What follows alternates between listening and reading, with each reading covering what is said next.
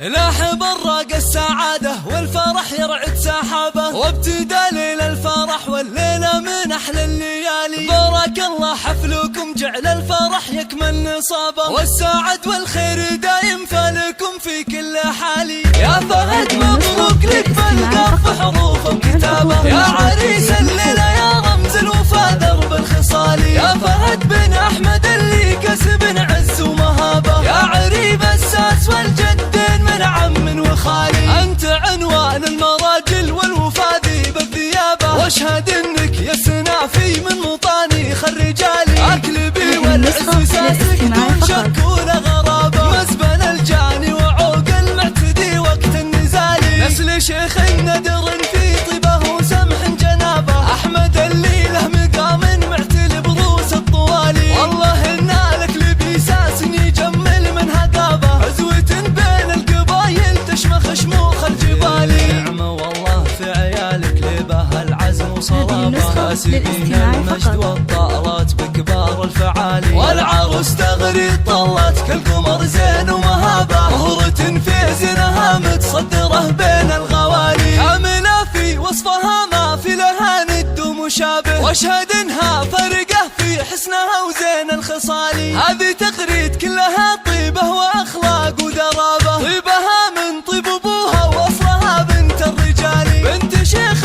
فتح للضيف والعانين بابه، وعلي راعى الفعول اللي تنومس كل غالي. نسبيع الغلبه يلي مجدهم كل حكابه، الرجال اهل الحميه والوفا واهل المعالي. لابت السبع عن مجد من قبل عصر صحابه، عزهم تشهد له سيوف صقيله ونبالي. نسبيع الغلبه يلي مجدهم كل حكابه، الرجال اهل الحميه والوفا واهل المعالي. الرجال اهل الحميه والوفا واهل المعالي.